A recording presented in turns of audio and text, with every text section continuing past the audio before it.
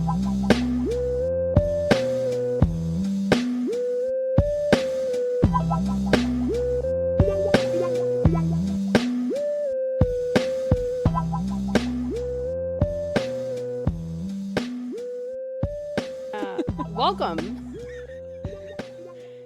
Take two. Welcome to the Bars Ankle High, episode 74. You gonna make your noise? Pew, pew, pew, pew. There we go. The weekly ADHD podcast that explores life's low bars with wit and wisdom. Quick reminder, you can join our Patreon for ad-free episodes if you hate ads. We like them because it allows Garet mostly to live her dream of not having to work for the man ever again. I would love that.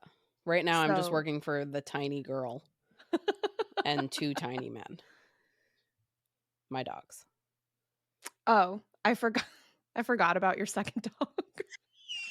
It's like you really shouldn't call your husband a tiny man.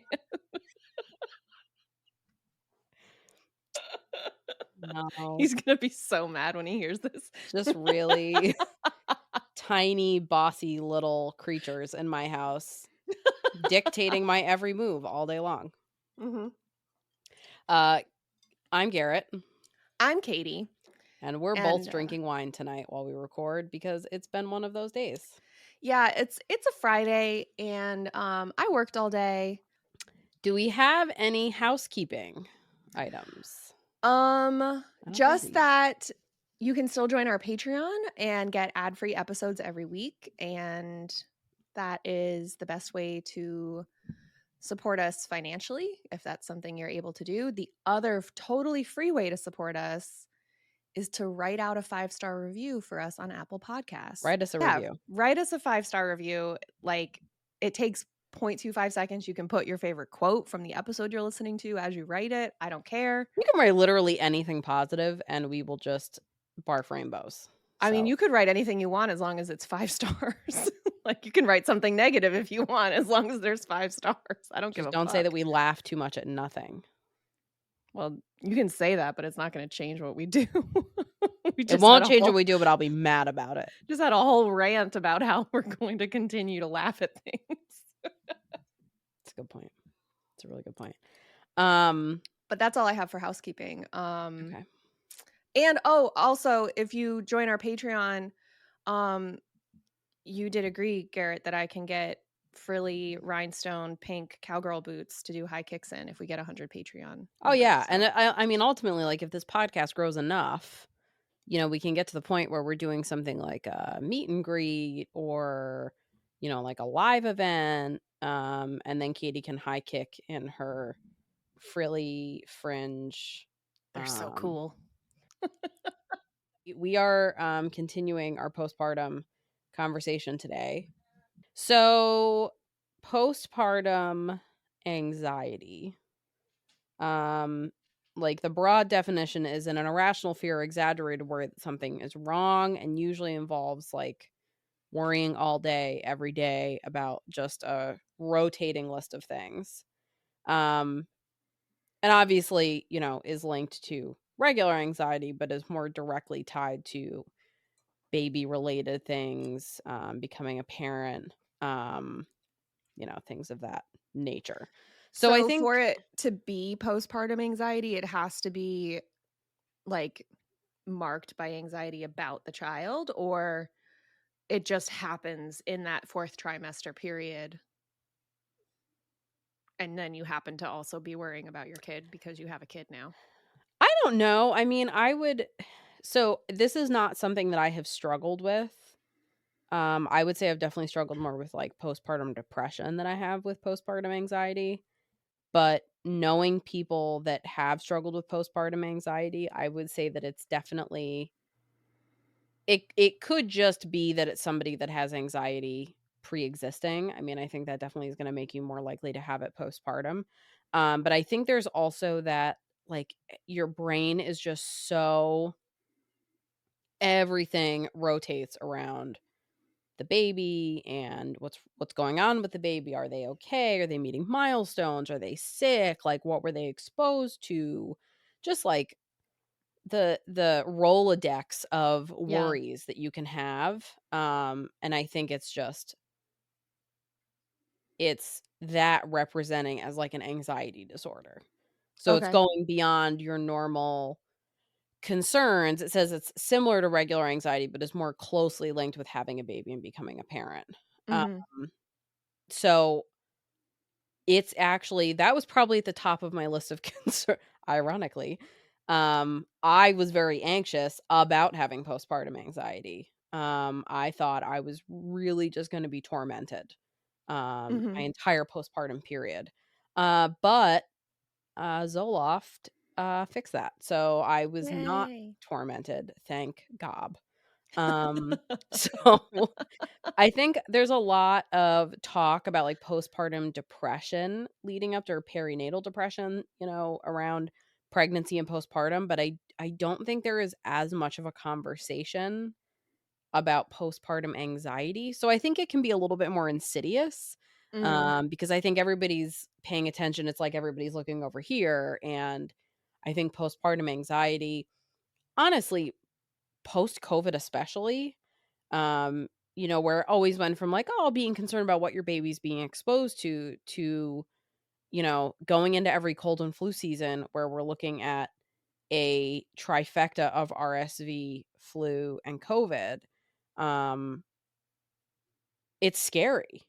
Mhm. It's scary. And, Yeah. I mean, COVID, we're still learning about the long-term effects of COVID. Yeah. Um, so I think that that just makes it amplifies it, but I think it also gives it an element of, like, realness. I think sometimes the issue with anxiety, like, my personal issue, speaking from experience with anxiety, is my anxious thoughts were never outlandish. They were just always worst case scenario of realistic situations.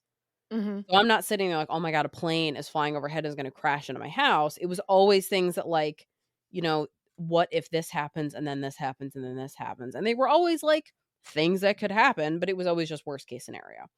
Mhm. Um, so I think that, um, at a time when you're dealing with all of these changes to yourself, to your relationship, to your house, to your body, and you have this new person that you are directly tasked with taking care of, and you don't speak the same language, they don't even know which way is up. It's Yeah, very babies are easy. stupid. Babies are babies are stupid, they don't even speak English. Yeah. And they, like there's times we were like, "Oh my god, is this baby just having a crying jag?" Or like, "Oh my god, is something wrong? Mhm. Is something broken?" Or, did I set them down too hard?" Or, I mean, we there was one night this might get edited out because my spouse is still very upset about it. We have a very low ottoman, and the boppy was on the ottoman, and it's on a carpeted floor, so it's, like, a very low distance on a carpeted floor. The baby was in the boppy. He was getting a burp cloth to put on his shoulder to pick her up to feed her, and she rolled off as he was doing that, and he was just, like it was one of those, like, it happens at 2 o'clock in the morning, your brain's not working, Right. and he was, like, devastated and woke me up. He was like, "Oh my god, I she fell." And I'm like, "From where?" He's like, "The ottoman." I literally looked at her, I was like, "She's fine. She's fine. It's okay." Yeah. Like, there's nothing but you're in that, like, sleep deprivation, like, "Oh my god, what have I done?" Oh, So for I think sure. it's very easy to also in a period of, like, isolation, where just by nature of it, you're not talking to a lot of other adults, you're spending a lot of time on your own with this baby or with your partner and this baby. I think it's very easy for those thoughts to kind of grow. So unless you're Yeah. really on top of it and you're really checking yourself and you're, really aware of it, which I think, like I said, people are so much more aware of postpartum depression. I think that it can really get away from you. So I can totally see how this can grow into um, a much bigger thing. Yeah, I would say even if you do have that community, um, of folks around you, it's easy even to say like, it's fine, she's fine, like, you don't have to worry about it, and it's like, yeah, but that doesn't make my anxiety better because 'cause you're not solving the problem that I think could be a problem. Right, So, right, it's right. like, you know, it's not like your anxiety is it's not being ignored completely, but it's not being satiated in a way that can actually provide you relief, and then there's the other side of it where, like, I know we said it in the first few episodes, I know I did, but it's like, of course you're feeling overwhelmed, and of Oh, course you're yeah. feeling these things, but that can be easily be the response to like, well, I'm just so anxious that like the formula isn't giving her everything she needs, or I'm not producing Mhm. enough, or like if my supply dips one day because we were out and doing things and I just forgot to drink enough water and I didn't have the right things to eat, and so then my supply dipped, and just, should I be supplementing with formula that day? And so I was just like worried about it, and even my mom being like, she's fine, like she'll let you know, being like, right, but but what Oh, yeah. if, like what if she's not? And I won't know until it's too late. And so to Mhm. be even like with my mom, like she's a nurse. There's no reason for me to not, and she was a labor and delivery nurse for Yep, like 15 years. There's no reason for me to not trust her opinion on that, yep. but that anxiety doesn't give a fuck. So like, Right, and that's I mean, you think about so if you're not postpartum and you're just dealing with anxiety, if somebody tells you if you're like, kinda spinning about something and somebody goes, "Well, don't worry about that for this reason," and it's just very logical, it doesn't make it go away. right. It turns into, "No, you're just not hearing what I'm saying. Mhm. What I'm concerned about is this." So I just think it's like it's just so hard, and it's something, like, you can't step away from. So, like, if you're Yeah. in like, I had a tendency to, like I would, like, doom scroll, and I'd be, like, too into the news, and I would just feel, like, suffocated almost. I could okay, I need and there was a couple times Katie had to tell me, like, "Okay, I think it's time for a news break. Maybe let's step away from it," and I would, like, go out, get some fresh air, go for a walk, whatever it was, like, to make me feel better. You can't do that with a baby. Like, okay, so I can No. step away for an hour, but, Yeah, like you get the authorities called on you if you do that. right, I used to tell people this is awful, but when people would be like, "When are you having a baby?" Before we had a baby, I would tell them that when I don't wanna deal with my dogs, I can put them in a kennel, and when I could do that with a baby, I would have a baby. Um, you still can't do that with a baby, just to be clear. So, Yeah. So that didn't change for you to get pregnant. Got no, it. no, Good no. good to know, because Yeah, that would definitely make PK more on board with having a kid yeah, you if still we could can't do just that. do that. So around 10 to 15% of new moms suffer with postpartum anxiety, and about half of those with postpartum depression will also experience postpartum anxiety, which is like such a tormented way to live. Yeah. Truly. Oh, Um, absolutely. And so just to be clear though, you're talking about like specifically people who carried the baby and delivered it. I'm assuming so like, you figure all of these articles that you're reading are Yeah. like they're not gonna be intersectional in their addressing of people. So this says new mom, so I'm assuming whoever carried the baby, Yeah. who's experiencing those. I do have a section also about the other parent. Okay. So I'll touch on Cuz I'm that too at sure the that end. that's a thing too, Oh, for like sure. obviously. It happens. It's also I wanna say it's like 1 in 10. Okay. And again, they're saying dads. I'm just gonna label that as the other partner. Right.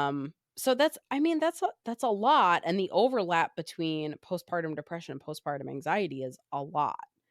And that's Um, assuming that those 1 in 10, like, I would think that the number is higher than 1 in 10. It's just that if I were the person who hadn't given birth, it would be very easy for me to kind of, like, gaslight myself into being like, oh, yeah. "You don't need to report this, like, you are not the one struggling." It's Like, hard enough, I think, as the person who did, addressing it.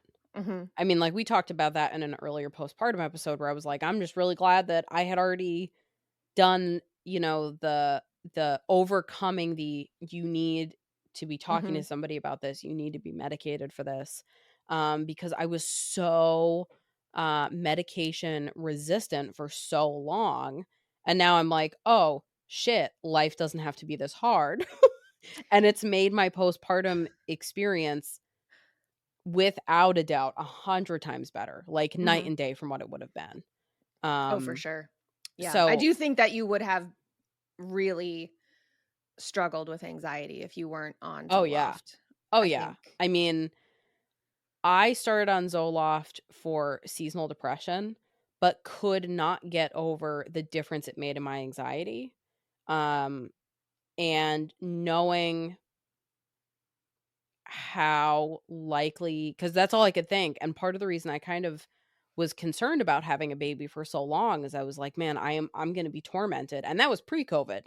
I was Yeah. like, "I am gonna be tormented by people coughing and touching hands and hands going in the mouth," and, I mean, it's and, am I then gonna spend every time she's visiting with someone hovering? Mhm. Like, I don't. And it's not like I wanna be that way, but when your anxiety is that peak, you can't there's no stopping yourself. There's no regulating yourself.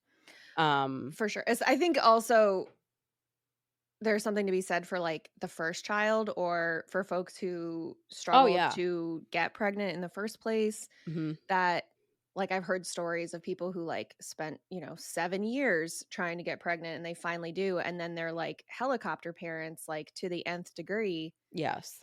because it's that kind of thing where they're like, "I can't imagine" like, this wasn't just a, like, "Whoops, we got drunk on our honeymoon and now we're Oh, yeah. pregnant." Like, we didn't Like think it was gonna happen at all. So exactly. it's like, So now I you think really don't wanna fuck it up.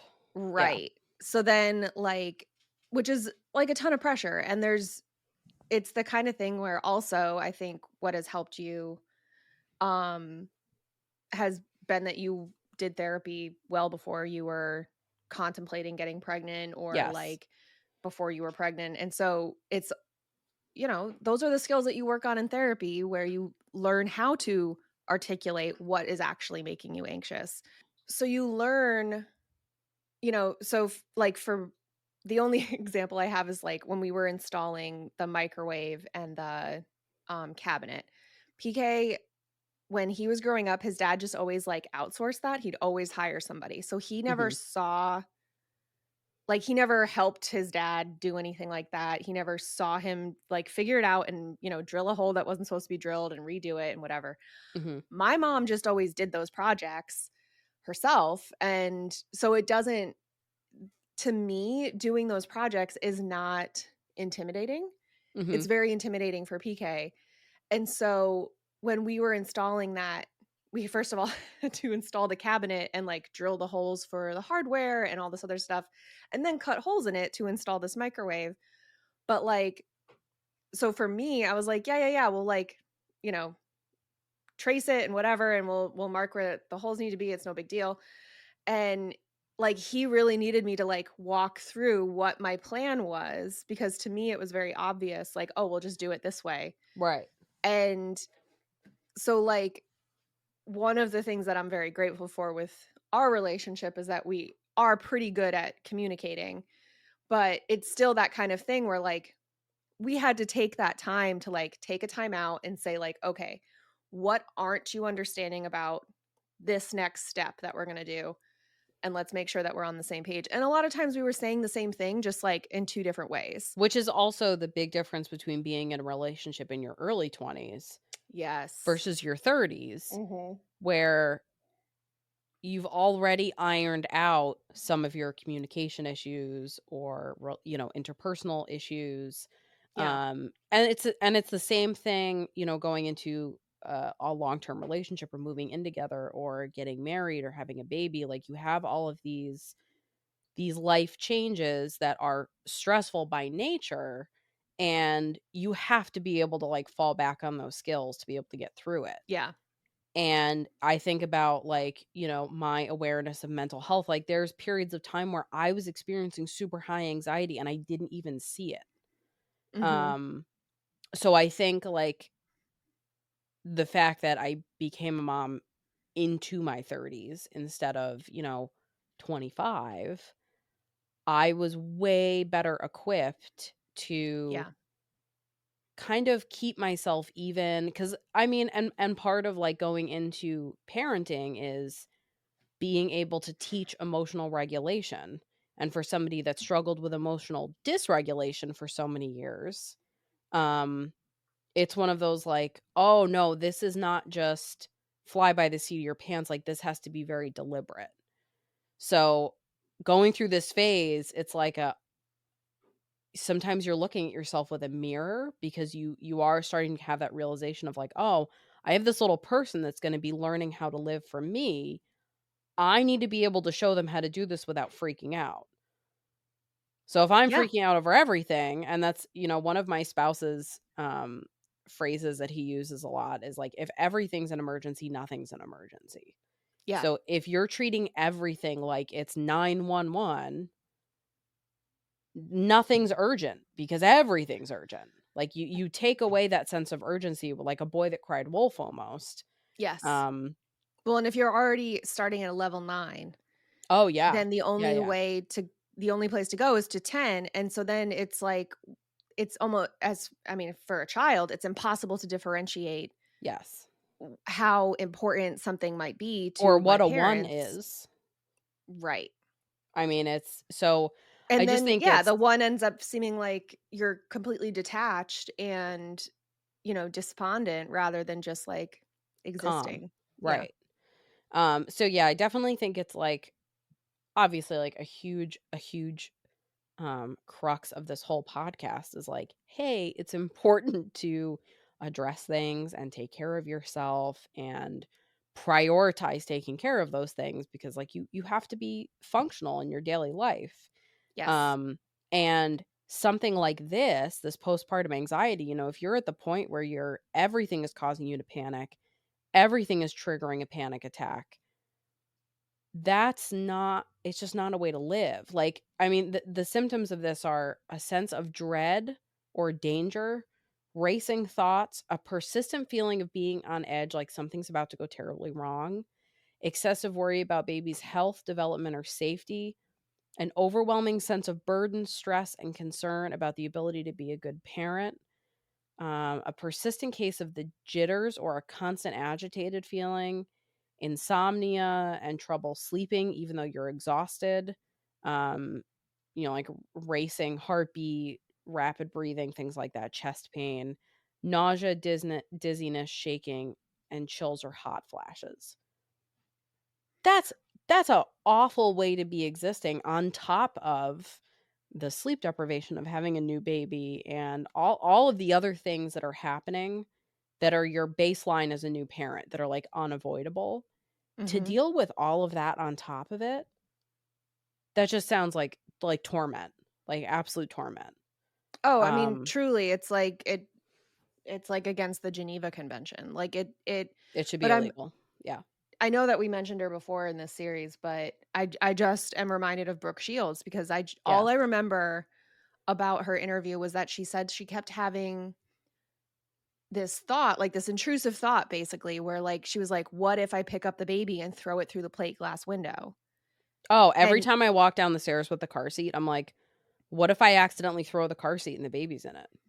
yeah. Like, And it's the kind of thing where it's what? like right, like the intrusive thought where you're like, "Why would I throw my and like Yes. and she said in the interview, she's like, "Obviously, I wouldn't do that, but that was like I was picturing it. And so I Mhm. was afraid to pick up my kid because I was afraid I would do that." And then they were telling me that I wasn't bonding with my child because I was afraid to pick her up.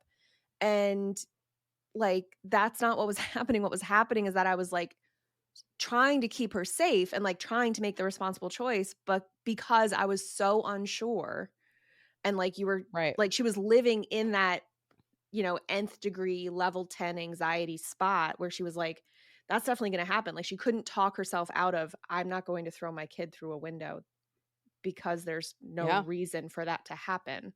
Like in order for that to happen, like I don't even know. Like in this moment can't fathom a sequence of events that would lead to me throwing anyone through a plate glass window beyond like the building is on fire and I know someone's out there to catch her. I don't know.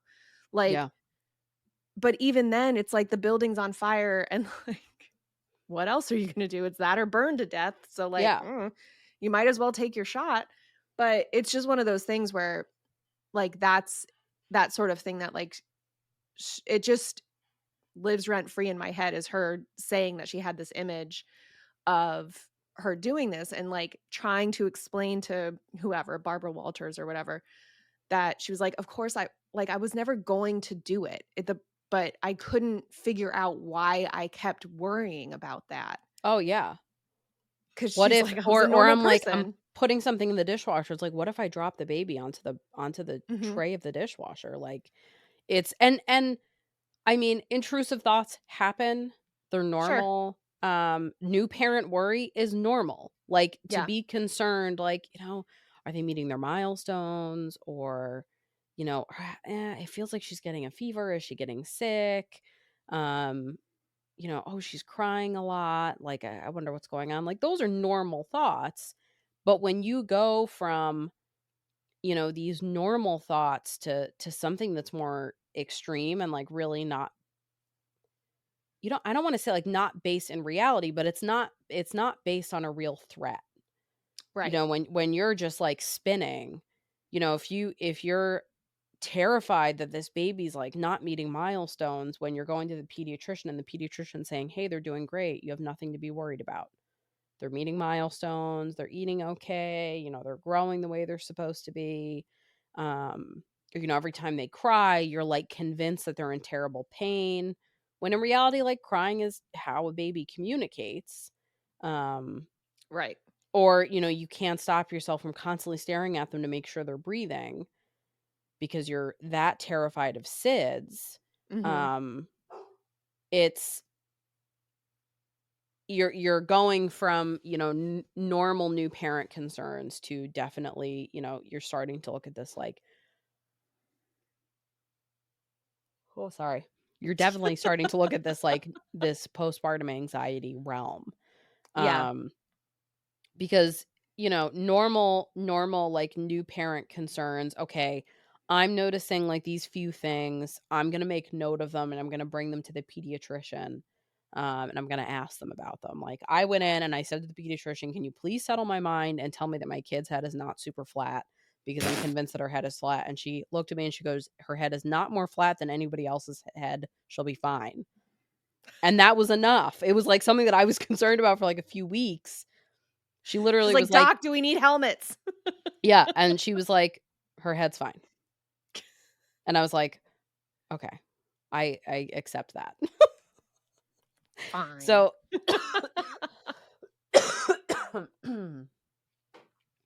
um and just like an example of like, talking about this postpartum anxiety and how I know that I'm in a better place than I was, listeners. Some of you may know because you may follow me on social media. Um my spouse got COVID and we didn't know it.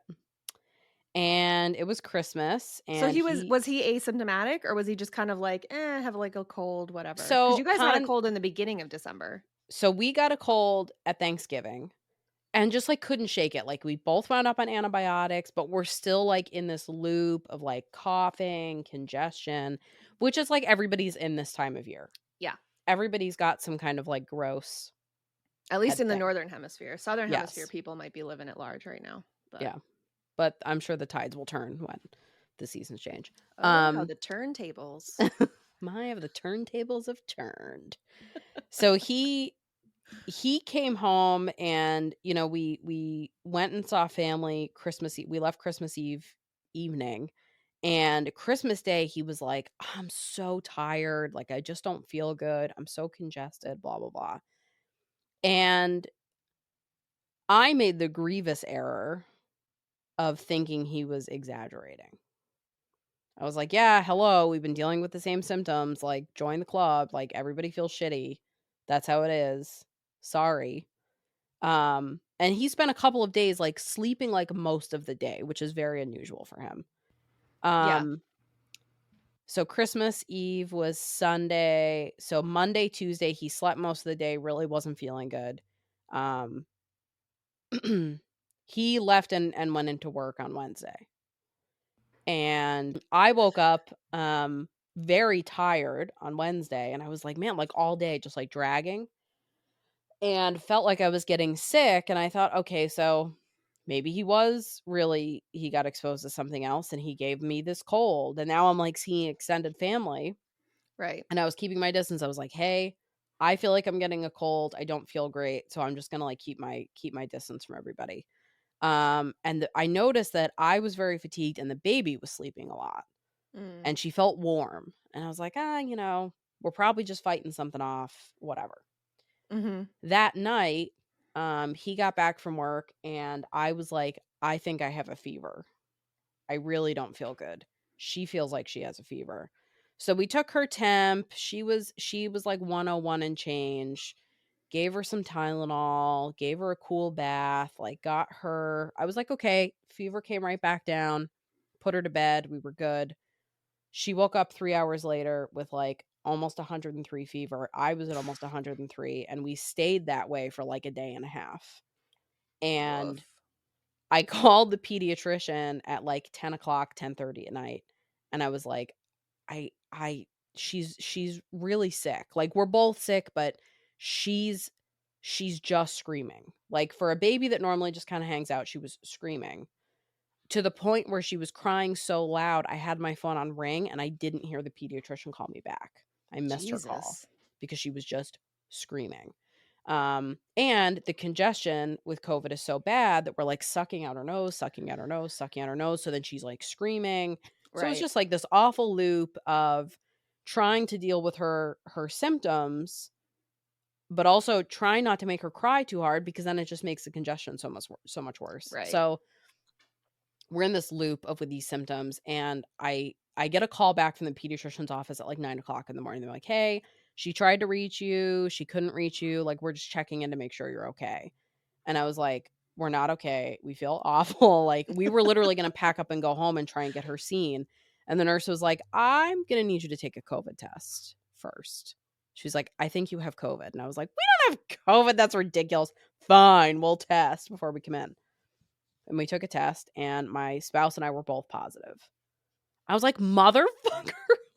You don't nasal swab a baby, right? Yeah, so the assumption, they were Okay. like, just do yours, and if you're positive, we're just gonna assume she's got it too, because there was like no way. Isn't it So do they just assume that because of your personal habit of coughing into your baby's open eyes?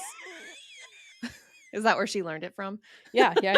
I warned Katie, we were supposed to see each other earlier in the week, and I was like, hey, this baby has a habit of coughing into your open mouth, so you may want to wait.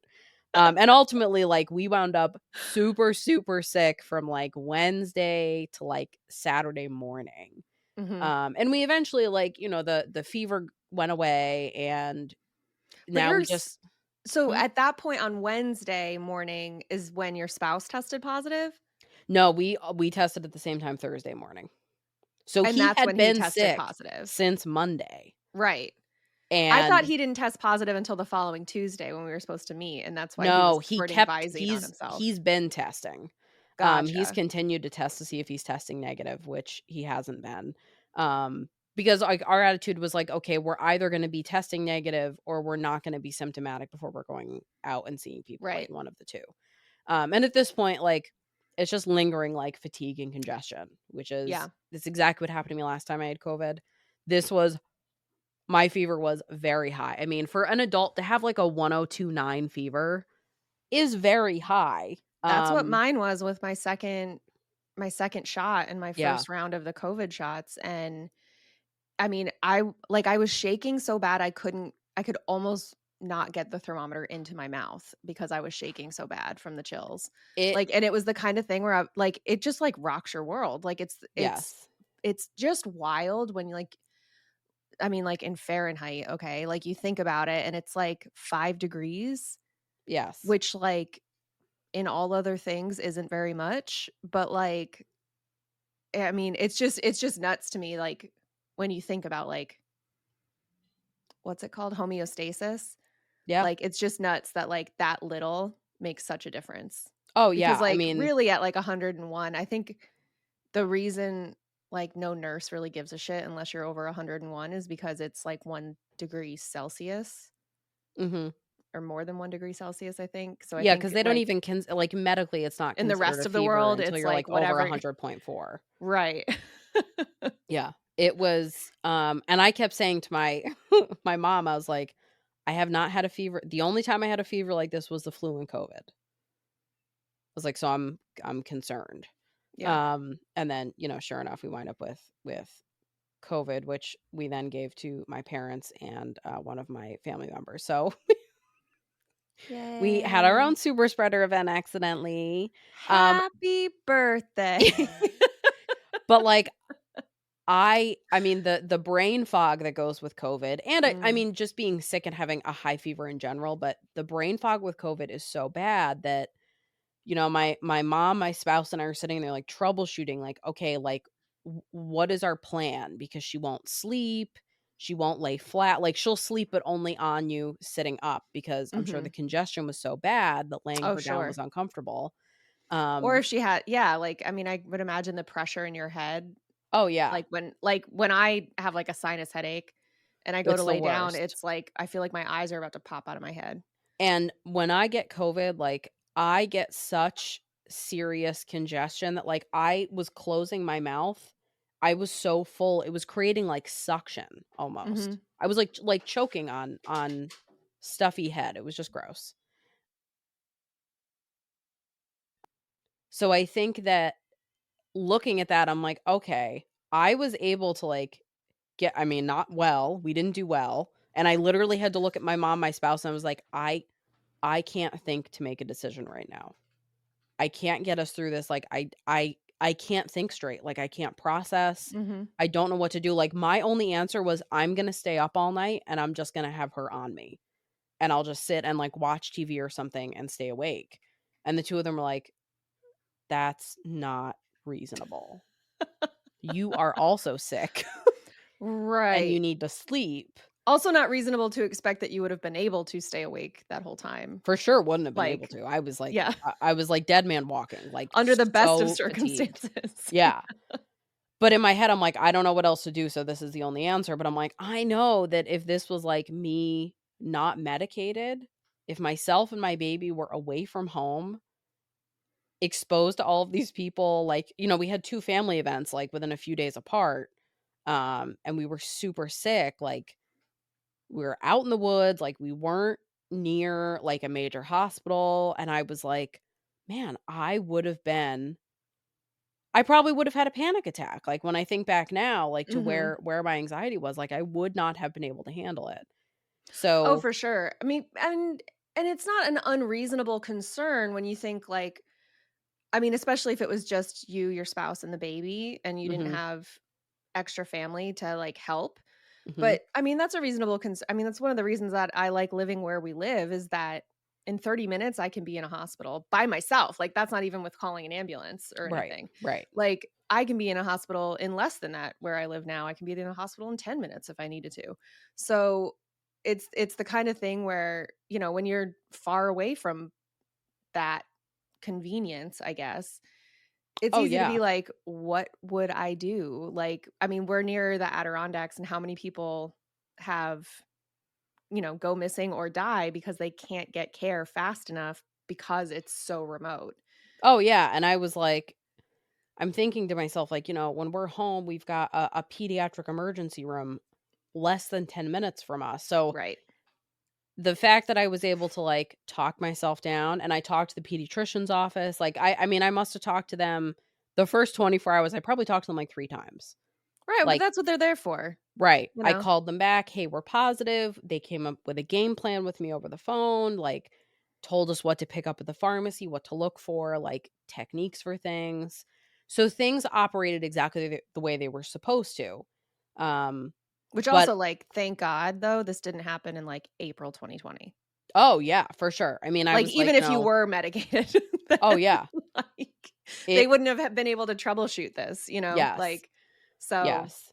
So it was just, like, a really crazy and at the end of it, obviously, it was, like, very scary, and the 2 of us were like, "Oh my god, thank god that's over." Like, we yeah. got through that, and, everybody was okay, but, like, in the thick of it, I'm thinking back now, and I'm like, "Okay, like, I would not have handled that the way I did if I was not medicated and if my anxiety was not managed." And there's, like, no one cause of postpartum anxiety, like, obviously, we've talked about just like postpartum depression, you've got hormonal shifts, we talked about how extreme that is at 24 hours. Yeah, I mean, fucking just wild. I still like it like yeets you right into yeah, like Brooke a mental Shields, health that crisis. that cliff just like lives in my head rent free because it just like it I understand why it happens. Like the biological mechanics of the drop off make sense to me. Like the placenta's gone. Okay, fine. I get Mhm. it.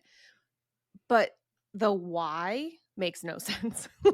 It's terrible. Like the how makes sense. It's just the why where it's like, what the fuck, dude? Like evolutionarily millions of years and we haven't just like, I don't know, done better. Like I don't Oh, know. I mean, Like it's just so uncalled for. and how many, thousands of years have women been giving birth to babies and dealing with this? I'm like, this is I mean, the fact that like we did this in caves with nothing, no, and the race, like the human race survived at all, uh, or like Neanderthals survived long enough to create no. uh humans. Like I just it's the kind of thing where it just blows my mind, but it goes to that Jurassic Park quote, like life will find a way. And it's just like I guess like what other explanation is there because Yeah, there's life no life like found its way right into an epidural because what the fuck? I mean like but realistically it's like okay so like let's say because I don't think that we can say that it's and correct me if I'm wrong, you did the research, but I don't think there's any evidence that this is like a modern phenomenon for No. anxiety depression. Like there's no indication that this hormone drop off is since like the Middle Ages or something. Like Nope. this isn't something that we've only just started experiencing. So then you think of like how many what thousands millions of women took themselves out of the equation. Like how many people took their own lives or took the lives of themselves and their kids because Yeah. they had these thoughts and these worries and these concerns and even if it's like well I'm worried that this wolf is going to come into our cave and eat my baby so in order to prevent that I'm going like it I mean we still see those types of deaths and murder suicide situations today um but like even in like the stone age like Yeah. it's just that kind of thing like how many times did that happen where it just happened because they had other than the idea of it being like a community thing where you have people around you to say, "You're okay. We can help.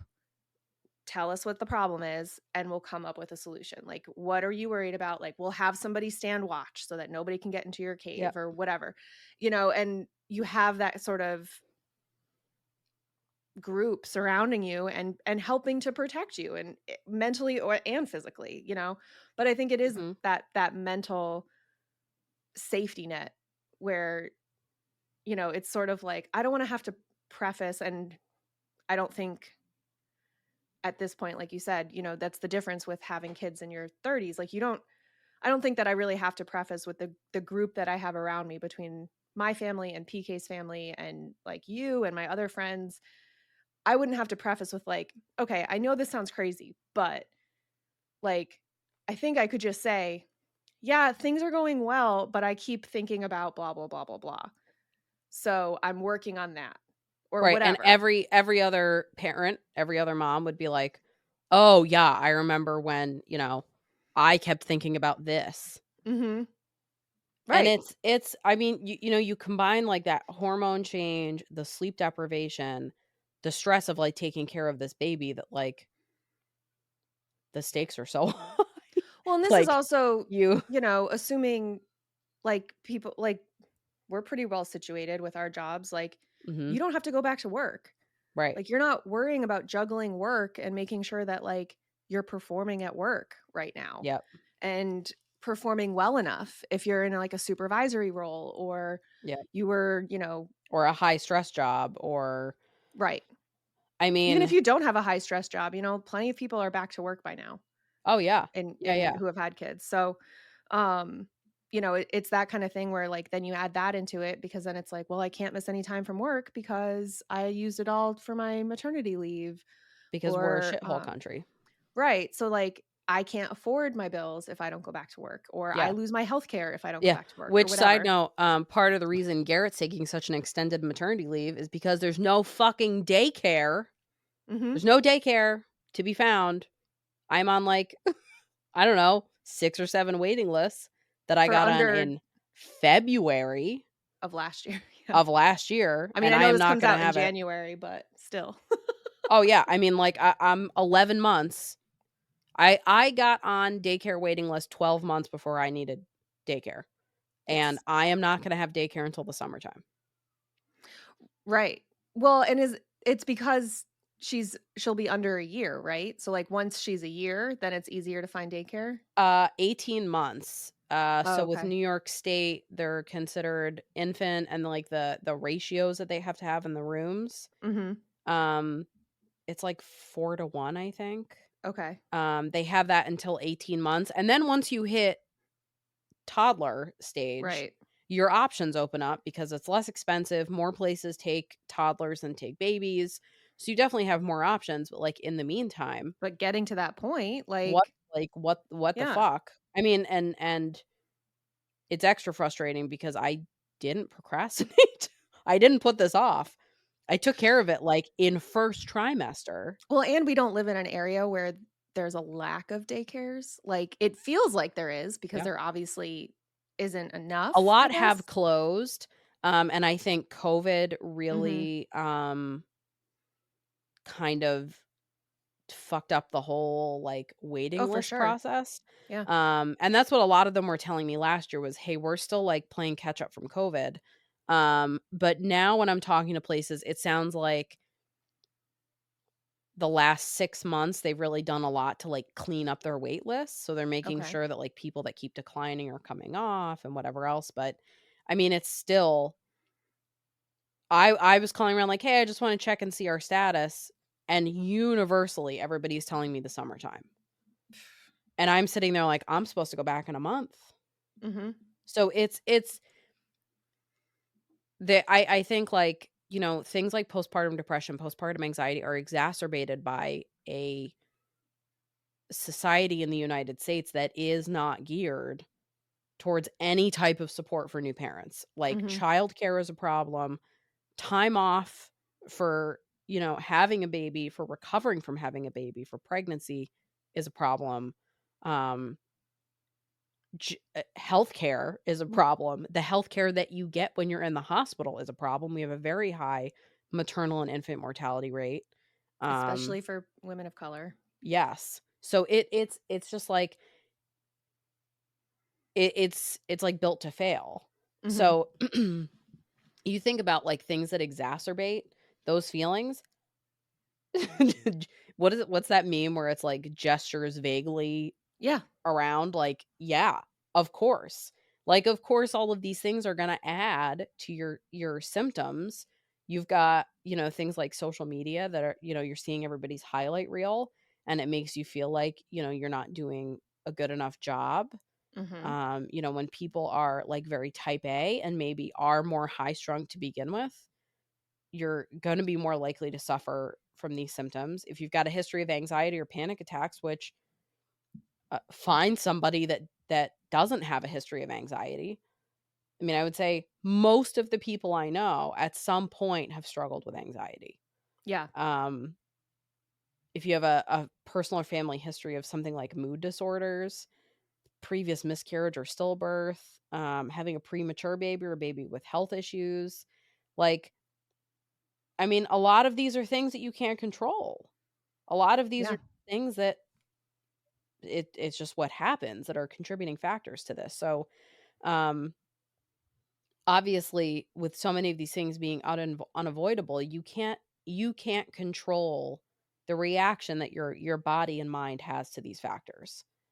The only thing that you can deal with is, like, the outcome. So, if you're dealing with these things, because there's no definitive timeline on postpartum anxiety. So, you know, if if you're not dealing with the symptoms that you're feeling, which are all, like we said, valid, just like the postpartum depression, valid shit that people are feeling, I mean, you can be dealing with this, like, indefinitely.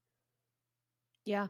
And I mean, I've had moderate anxiety for, like, ever, and as we said, medication made such a huge improvement to, like, my quality of life on a daily basis.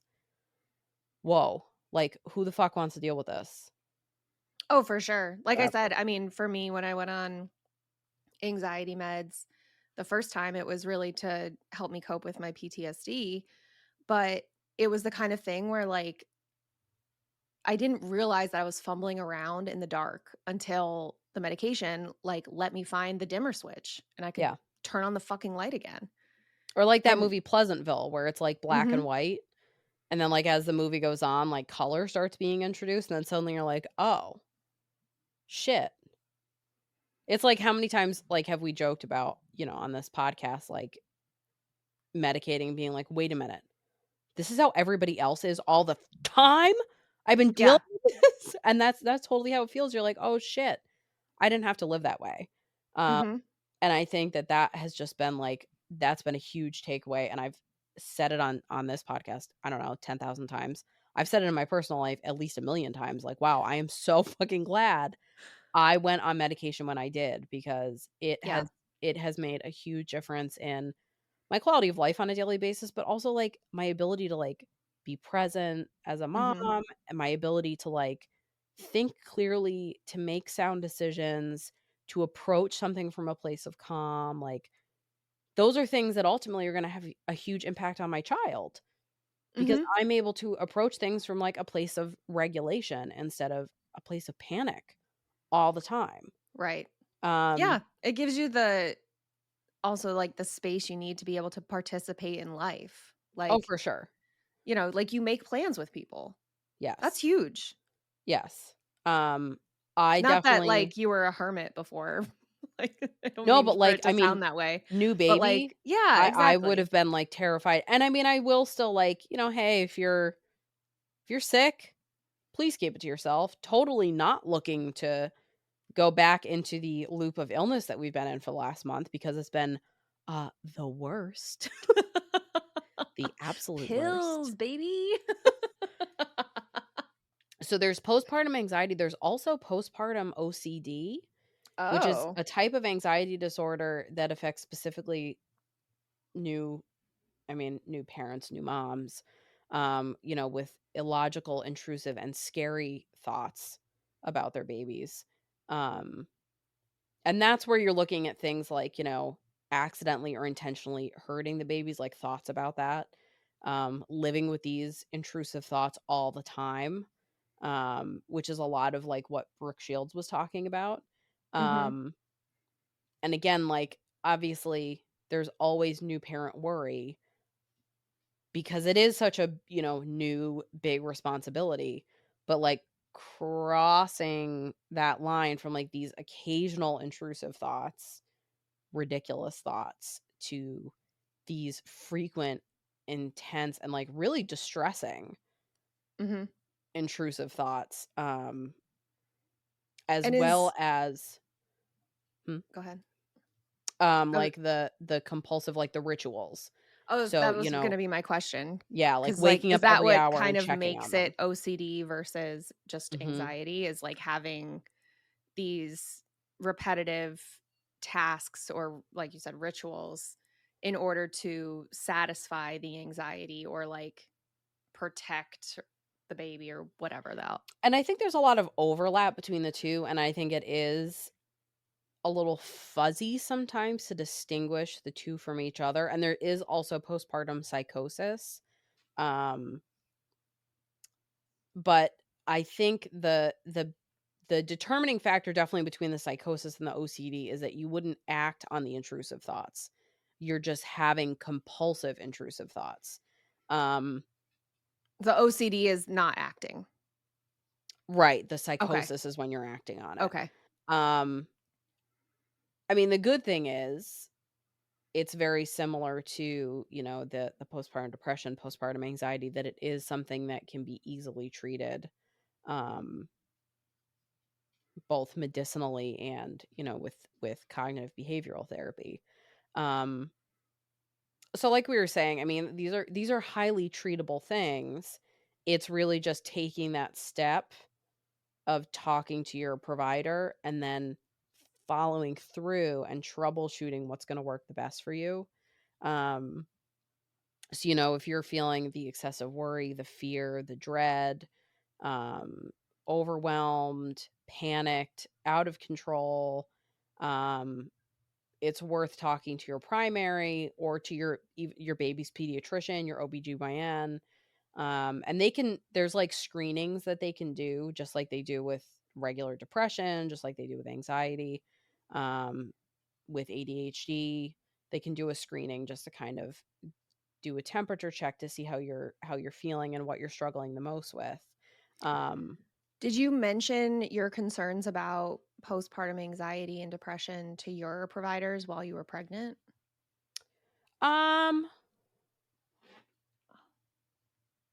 I don't think so because I was already medicated at that point. Mm. I think if I was not medicated, I'd be more concerned.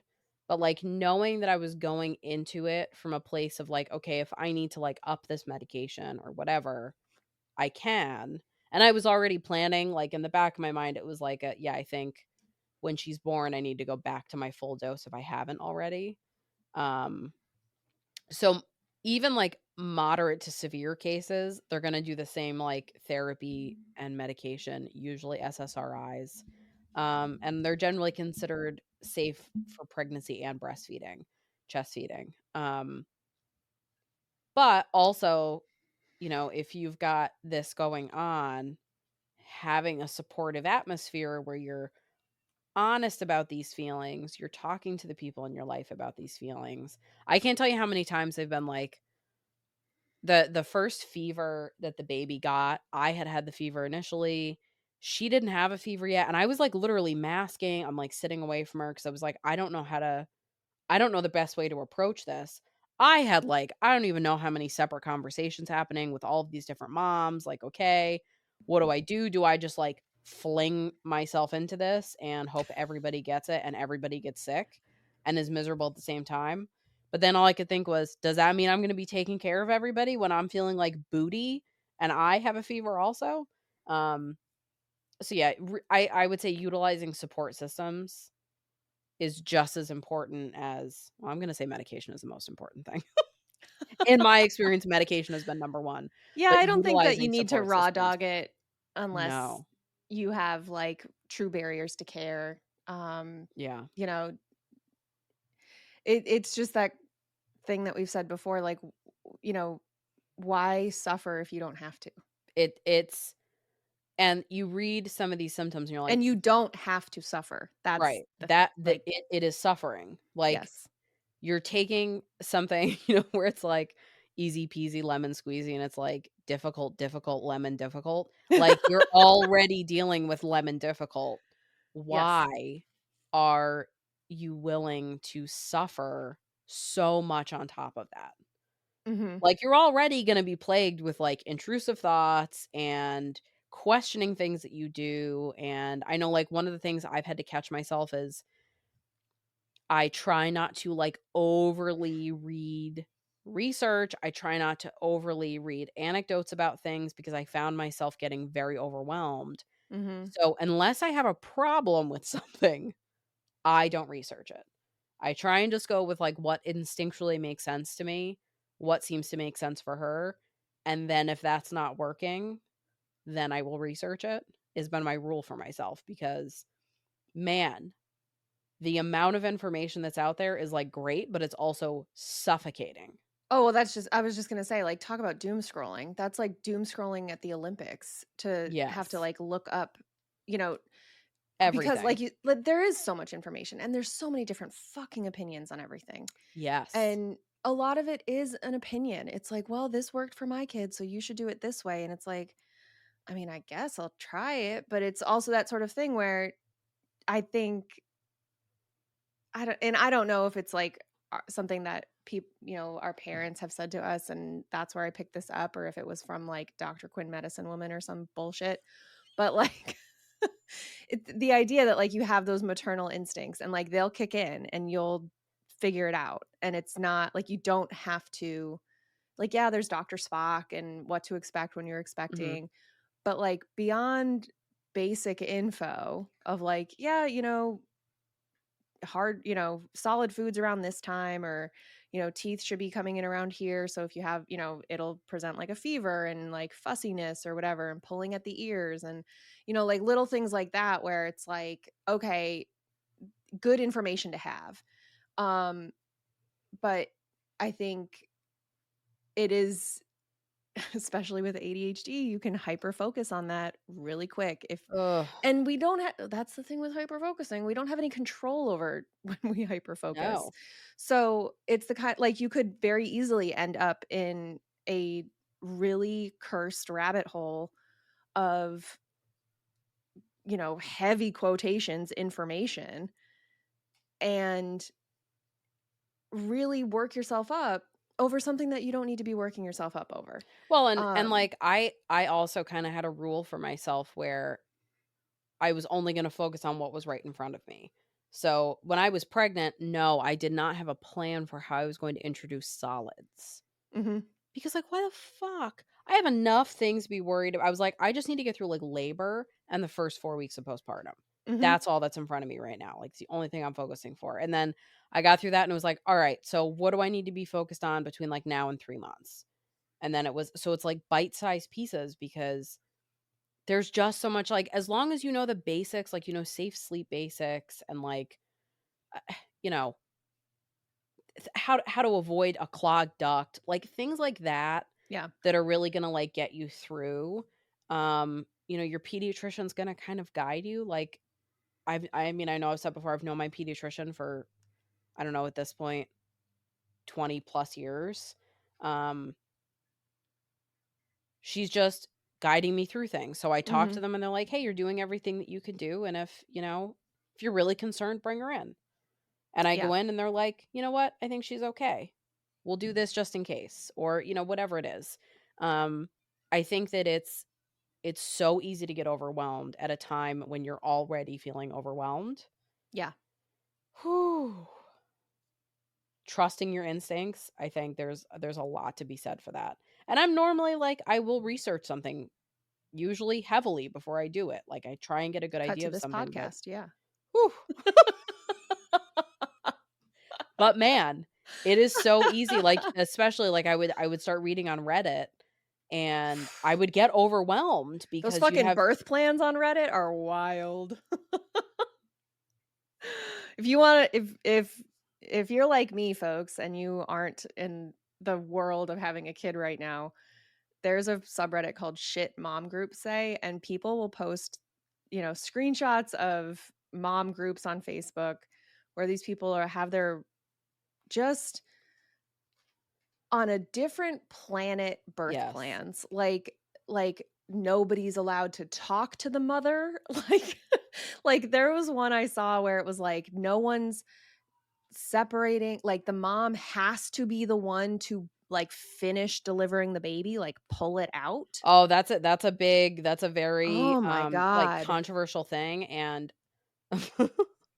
when I was meeting with my doula, she's like, "Do you have a birth plan?" And I was like, "I wanna show up. I would like to leave at the same time as the baby alive with 2 holes. I wanted a separate vagina and beehole." Okay. Those were my I You just didn't want a wanted 2 holes. fistula? No. Um, I'm and so she glad I looked at got that me. word in. I know, you're so happy with yourself. He's She gonna looked be at me and so she was mad. like, "We can have higher standards than that." And I was like, "Can we?" She was like, "Yes." You're there just putting down like a trash bag, like a contractor bag on the floor, Yes. like, "This is fine." Just leave me here. I'll it's okay. And really, like, my birth plan, I was like, "Just explain things to me. Ask me before you do them. Like, I just wanna take it one step at a time. I don't wanna get, like, ferried through this process where I feel like I was totally out of control. Like, give me Yeah. some semblance of control." And fortunately, like, I had a very good experience as far as that, like, everything was very consent-based. Yeah. So, everything was discussed before it was done. I was given the opportunity to think about things, like, talk about things, ask questions. So I was very fortunate in that way, but, um, yeah, some of the birth plans are unhinged. Like, Oh, it's even just one of the few things I had was like, "Can you not" not that anybody really wants to know this, but I was like, "Can you not shave my pubes? Because it's just itchy and I don't wanna have to, like, deal with that on top of all the other postpartum recovery." And my doula was like, "They may have to, like, if it comes to a C-section, like, they may need to shave." They didn't, but she was like, "Just be aware." And then I had somebody to, like, look through and be like, "Hey, I think that this is reasonable, and I don't think you're asking too much, and these are all, like, completely." And everybody that came in, like, the nurses were like, "Oh, do you have a birth plan?" They looked at it, they were like, "Yeah, this is fine. I'll make sure that everybody's got a copy." So it's yeah. I was very fortunate that I had a very good experience, but I also think that people that go into it with this, like, very combative attitude, it turns into, like, a self-fulfilling prophecy. Like, when you're going into it, like, fuck around and find out, or Yeah. you can just, ask questions and get a clear answer and advocate, or have somebody there. Like, I was very concerned with advocating for myself, so I had people there to help me advocate for myself. And eventually I had to. They wanted to, like, do these other interventions, and I was like, I don't want to do that. I Well, don't and I want to do that. think, you know, I And if know I that have another cervical check, I'm going to scream. we've talked about having having your doula there with you and the benefit of that for you. And I think there is something to be said to what to expect when you're expecting, but like what to expect and the kind of Yeah. thing where it's like, they may have to shave your pubes. Like it kind of is what it is. And I went, "Oh man." That's the end of the conversation. I was like, "Oh, that sucks." And it's the sort of thing where like to a doctor, to your OBGYN who's like, not a single person has come to me post birth and been like, "Why'd you shave my fucking pubes? I'm so miserable. That's the most uncomfortable thing about this." Yeah. Like, Yeah, it was more so like, like "Can we to the not doctor, add it to may be my like, "Why would discomfort?" I mention it?" Because there's so many other things that you're going to have questions and be concerned with and Right. feeling pain from that like it's not on their radar as a concern. So having somebody to just be like, "Yeah, I mean, we can ask, but that's Oh, and it may having have to somebody happen." I could, like, get the anxious thoughts out with, Yes. to be able to, like, say to do, like, "I'm just really concerned that, like, Yeah. my anxious thoughts were like, this and this and this will happen and I will die." Like, that was the series of events. I was like, "I just wanna leave," initially when she asked me, I was like, "I wanna leave alive. That's my only birth plan." Right. And she was like, "That's sad. We can You're do like, "Have better you than heard of that." my podcast? It's called The Bar is Ankle High." So that's It really was all almost called The Bar Is in Hell. I'm aiming for here is no death. I don't want to have to go Yeah, casket shopping on my registry, I don't. So I think next time we'll have a discussion, because I wanna do some additional research, on postpartum psychosis, because I know it's been in the news. Oh, okay. There was, like, that woman in Massachusetts who it was very tragic. And Does she have like the older she was a child nurse. who She was like had 8 or something? she had, like, 3 or 4 kids, like, in pretty rapid succession, and she took the lives of her kids and then tried to jump out the window and survived the fall, and I think she's, like, inpatient. It was, like, so tragic all the way around. And she works in that space, so to have somebody who, like, works in that space fall victim to that is just so sad. Oh, It's Christ sad no matter almighty. what. Yeah. Hmm? But Um,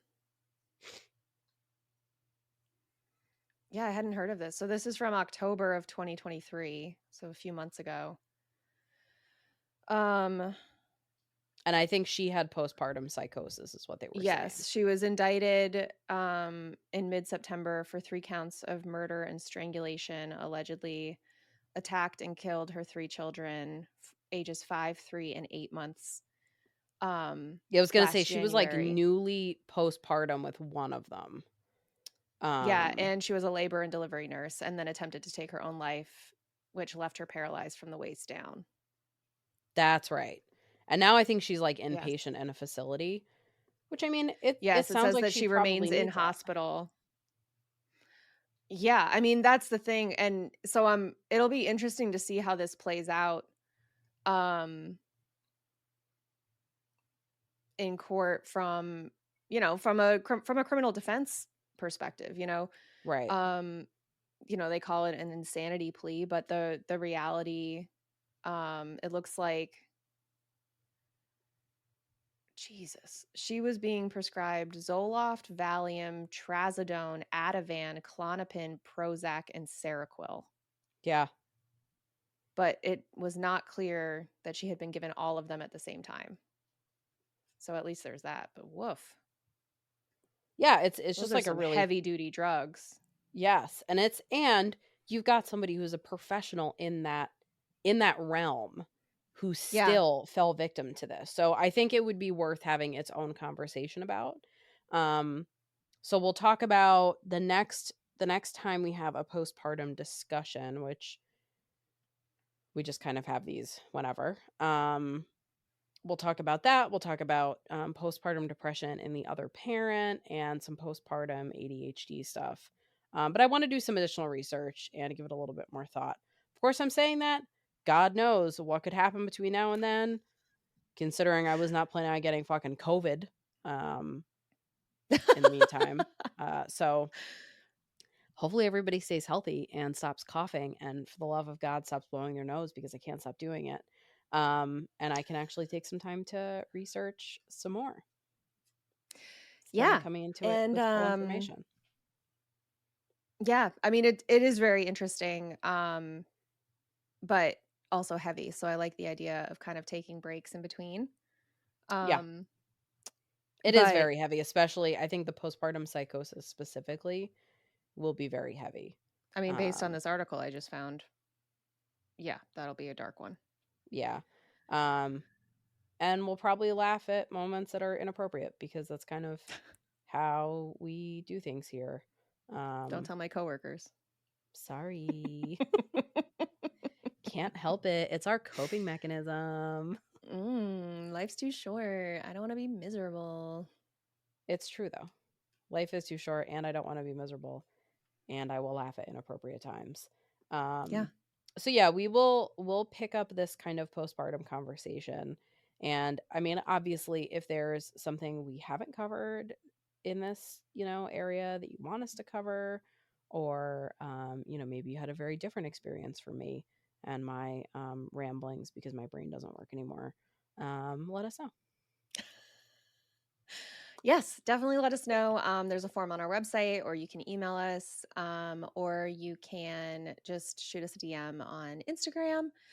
Um, Email is probably the easiest way because then we can actually like immediately plug it into our spreadsheet, but whatever. Um, yeah. Look at And as Katie using a spreadsheet. like we said at the beginning, oh, you'll love the spreadsheet I made for our trip to Europe. You're going to really like it. So proud. So proud. As we said in the beginning, you can join our Patreon at patreon.com/thebarsankle-high to get ad-free episodes. We will maybe have some bonus episodes more regularly at some point. Who We're knows? working on it. But yeah, join our Patreon. We also have merch at bit.ly/ankle-high-merch. That sounds great. And we have our new logo design is on there on a tote bag if you want that. And we'll be adding some new designs with our new logo soon.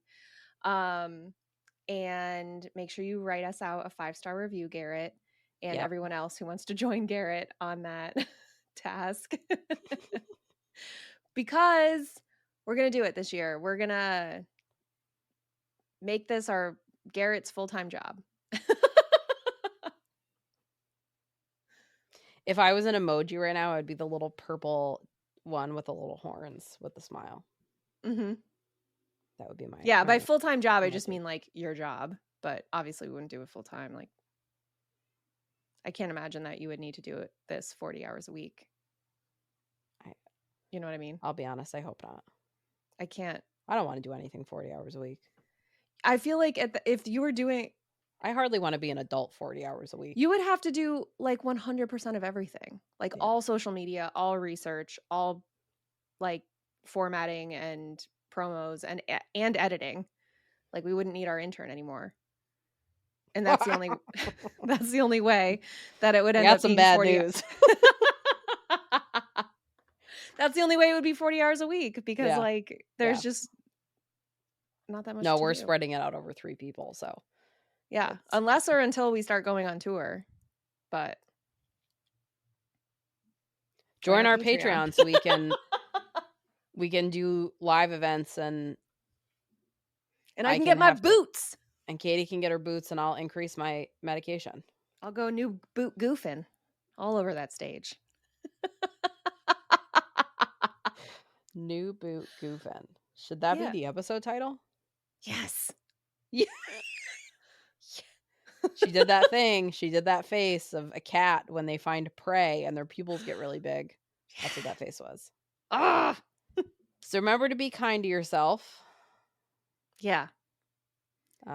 Because and take medication.